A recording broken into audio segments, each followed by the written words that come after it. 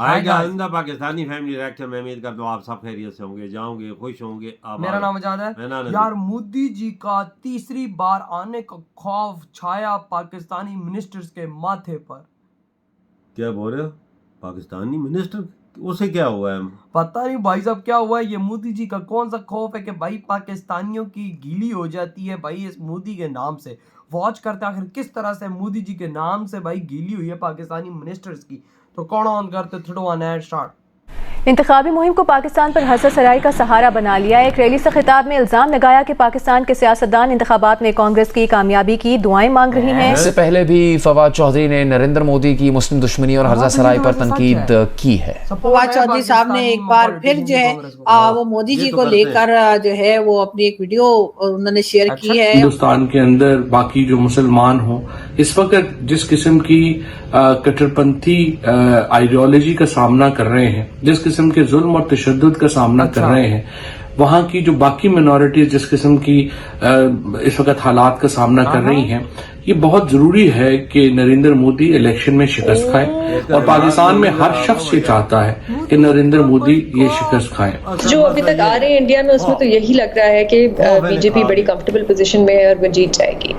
मुझे कोई खास बेहतरी पाकिस्तान और इंडिया के ताल्लुकात में अगर बीजेपी हुकूमत बनाती है कोई खास नजर नहीं आती। जब हम कंपैरिजन जो करते हैं जिन दो कंट्रीज के बीच, उसमें एक कंट्री अपने अगले 6 माह की प्लानिंग करता है पाकिस्तान, और उसके पैरेलल जब उसका हमसाया कंट्री 1000 साल की प्लानिंग कर रहा होगा तो जाहिर है कि वो बात नाकाबिले यकीन होगी, अनबिलीवेबल होगी। इलेक्शन भी हो जाते हैं, वो एक डगर पे चल पड़ते हैं, वो अपनी डेमोक्रेसी की कॉन्स्टिट्यूशन की रिस्पेक्ट करते हैं। हम नहीं रिस्पेक्ट करते, हमने अपने कॉन्स्टिट्यूशन की परवाह नहीं की, ना ही कॉन्स्टिट्यूशन बनाया।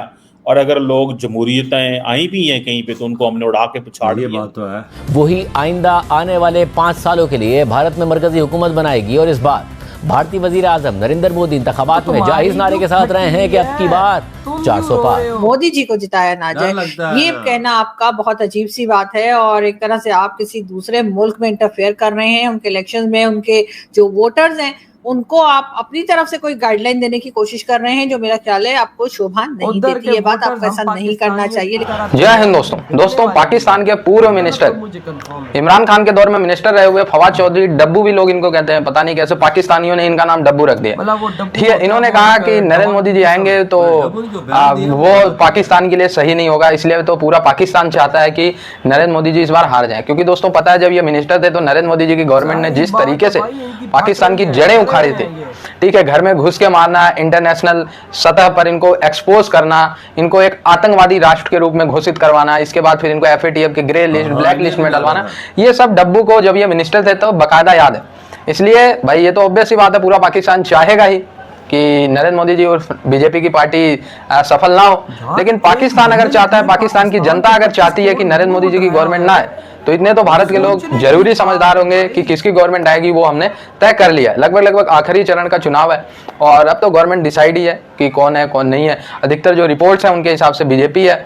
400 पार का नारा है, मोस्ट प्रोबेबली 400 अगर नहीं भी पार होते हैं, 350 भी पार होते हैं, तो जैसा लग रहा है माहौल उस हिसाब से तो नरेंद्र मोदी जी एक बार फिर से आने वाले हैं और पाकिस्तान की बजाने वाले हैं अच्छे से। ये डब्बू अभी तो इसके 4 जून के बाद इसका शकल देख लेना होगा इस फवाद चौधरी का।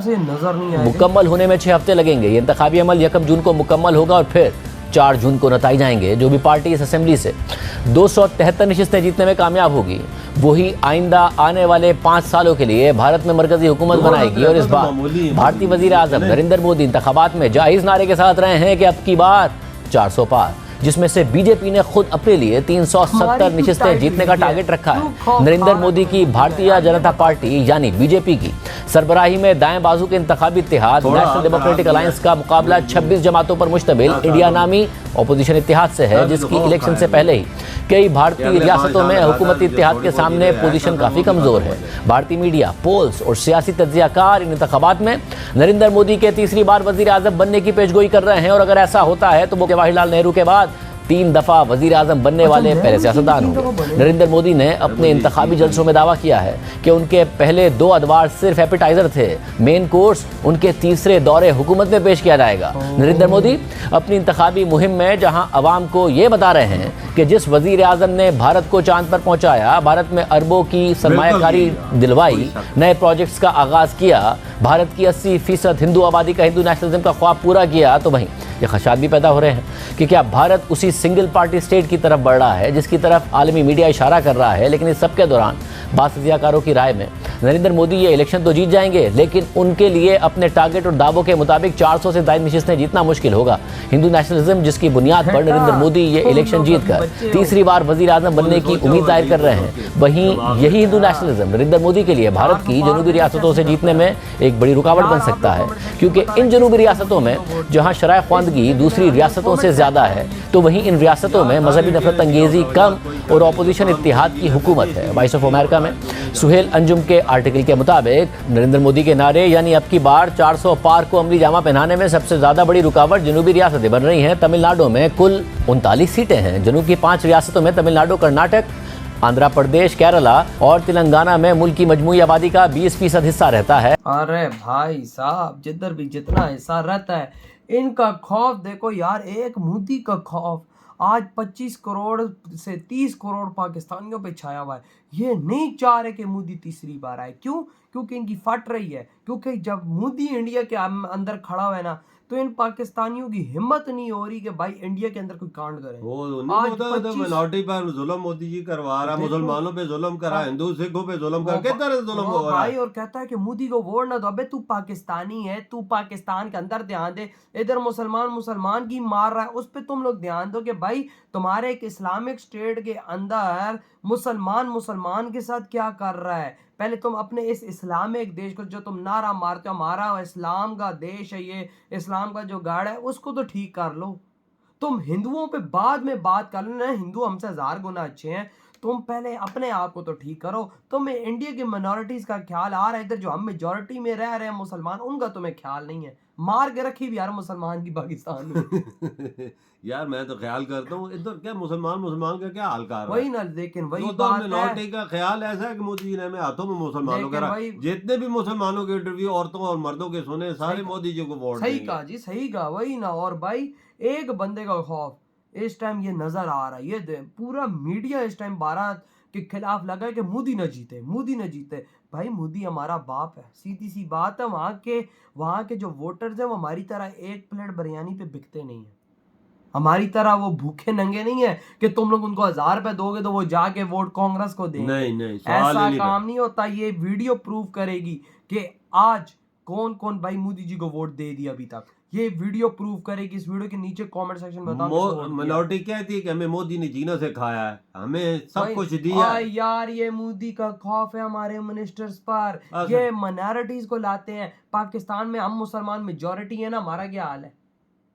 कुछ भी नहीं, वही हाल है जो 75 सालों में। मैं कहता हूँ हमारा मेजॉरिटी का वो हाल है जो इंडिया के अंदर मिनॉरिटी का भी ना हो। हाँ, उससे भी खराब। वही ना। और क्या भाई साहब, खाने को रोटी चाहिए किसी को। आजकल कोई नहीं देखता आजादी है कि किसकी मजहब की आजादी है। तो क्या इंडिया के अंदर भी बड़े मजहब की आजादी है?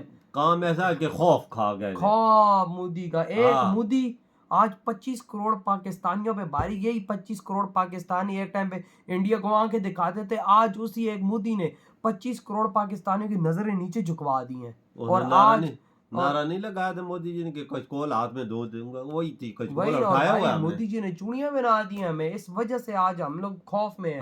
तो यार आपके क्या थॉट है? तेरी वीडियो खत्म करते तो बाय।